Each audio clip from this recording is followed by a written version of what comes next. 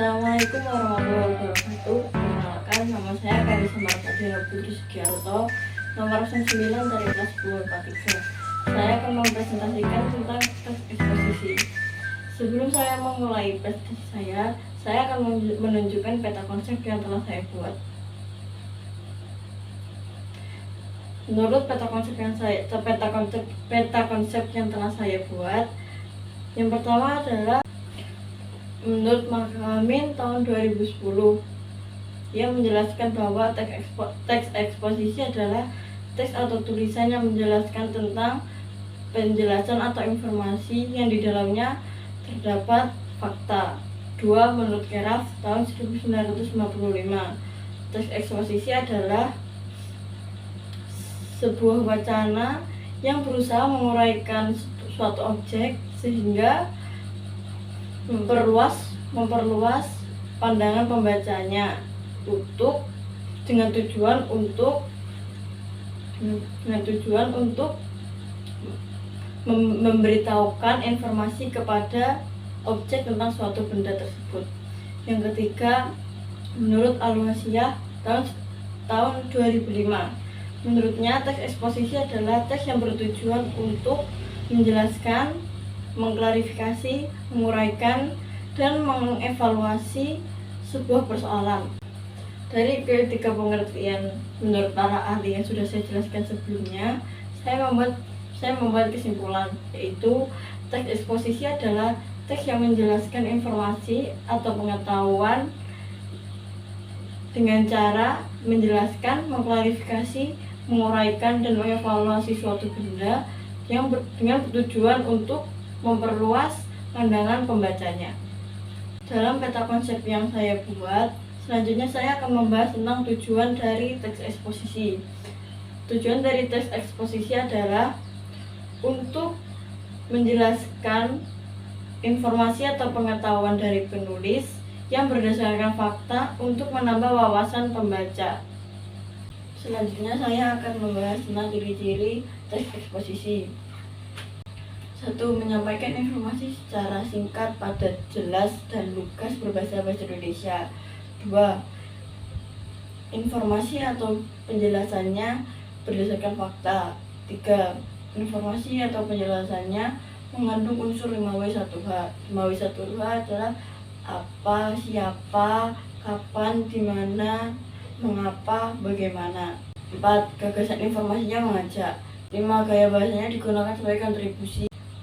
6. Tidak memihak, yang berarti tidak memaksakan penulis kepada pembaca. Selanjutnya saya akan membahas tentang struktur teks eksposisi. Struktur teks eksposisi ada 3, yaitu yang pertama, pernyataan pendapat atau tesis. Pernyataan pendapat atau tesis merupakan bagian pembuka yang dikemukakan oleh penulis. 2. Argumentasi. Argumentasi adalah suatu bagian dalam teks eksposisi yang mengandung alasan penulis untuk memperkuat pendapatnya dalam mendorong atau menolak sebuah gagasan. 3. Penegasan ulang atau kesimpulan. Penegasan ulang atau kesimpulan adalah penegasan ulang dari penulis tentang topik yang dibahas. Selanjutnya jenis-jenis teks eksposisi. Jenis-jenis teks eksposisi ada 8 jenis. 1. Teks eksposisi definisi. Teks eksposisi definisi adalah teks yang memaparkan definisi atau pengertian tentang suatu topik tertentu. 2.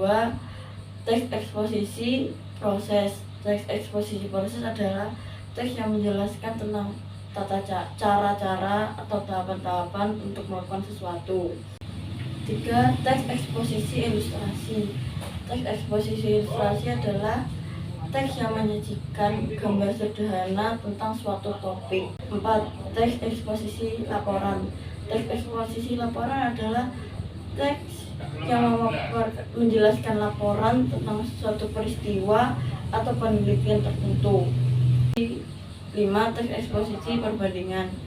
Teks eksposisi perbandingan adalah teks yang menjelaskan ide atau sebuah gagasan dengan cara membandingkannya. 6.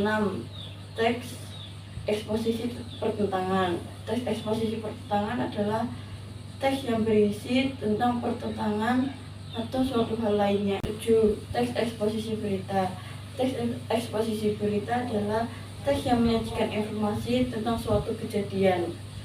8. Teks eksposisi analisis. Teks eksposisi analisis adalah teks yang memisahkan suatu masalah dari gagasan utama menjadi beberapa bagian, kemudian melakukan pengembangan secara berurutan. Selanjutnya saya akan membahas tentang langkah-langkah membuat teks eksposisi. Langkah-langkahnya adalah 1. Menentukan tema atau topik tulisan. Setelah menentukan tema, menentukan tujuan tulisan. Setelah menentukan tujuan, kemudian juga mengumpulkan tulisan. Setelah mengumpulkan tulisan, membuat kerangka tulisan, lalu mengembangkan tulisan. 6. Yang terakhir, membuat kesimpulan dari tulisan tersebut. Bagian terakhir yang akan saya jelaskan dalam materi teks eksposisi kali ini adalah bagian kebahasaan. Kebahasaan teks eksposisi ada 8. Yang pertama, pronomina. Pronomina adalah kata ganti yang digunakan untuk menggantikan nomina atau frasa nomina. Pronomina sendiri dibagi menjadi 2, personal dan non personal. Personal sendiri itu artinya kata ganti orang, yang personal sendiri kata gantinya artinya kata ganti bukan orang. Dari yang personal dulu, kata ganti personal ini dibagi menjadi 2 lagi, yaitu tunggal dan jamak. Kalau tunggal itu contohnya aku, kamu, anda, dia, ia tuh. Kalau jamak contohnya kalian, kami, mereka. Pronomina non personal adalah kata ganti yang bukan orang, kata ganti yang bukan orang. Pronomina non personal juga dibagi menjadi 2, yaitu penunjuk dan penanya. Penunjuk contohnya ini, itu, situ, sana. Yang penanya contohnya apa, di mana, kapan, mana. Contoh kalimat yang mengandung pronomina. Ibu pergi ke rumah bibi. Sebelumnya dia pergi ke pasar untuk membeli sayur. Kata dia digunakan untuk menggantikan kata ibu. Adalah kata leksikal. Kata leksikal adalah makna lambang kebahasaan yang bersifat dasar. Contohnya, petani di desa itu mengalami gagal panen karena serangan hama tikus. Kata tikus dalam kalimat tersebut merupakan kata leksikal, kayak artinya yaitu sejenis binatang pengerat yang sangat membahayakan karena menyebabkan penyakit tifus dan merusak tanaman. Yang ketiga ada konjungsi atau kata hubung. Konjungsi atau kata hubung ini berfungsi untuk memperkuat argumen penulis.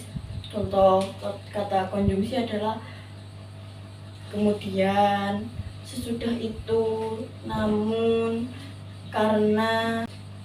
4. Verba atau kata kerja. Kata kerja adalah kata yang mengandung makna dari proses perkataan maupun kondisi yang bukan sifat. Pada kalimat biasanya kata kerja menjadi predikat. Jadi pada kalimat biasanya kata kerja berfungsi sebagai predikat. Untuk kata kerja: belajar, memasak, menulis, berdiri, mendengarkan, lain-lain. Kelima adalah nomina atau kata benda. Kata benda adalah kata yang merujuk kepada suatu benda. Pada kalimat biasanya kata benda ini menjadi subjek atau awal. Kata nomina dibagi menjadi dua, yaitu nomina dasar dan nomina turunan. Untuk nomina dasar contohnya meja, kursi, terus pisau, piring. Nomina turunan contohnya pembelian, pembayaran, perbuatan, ya gitu.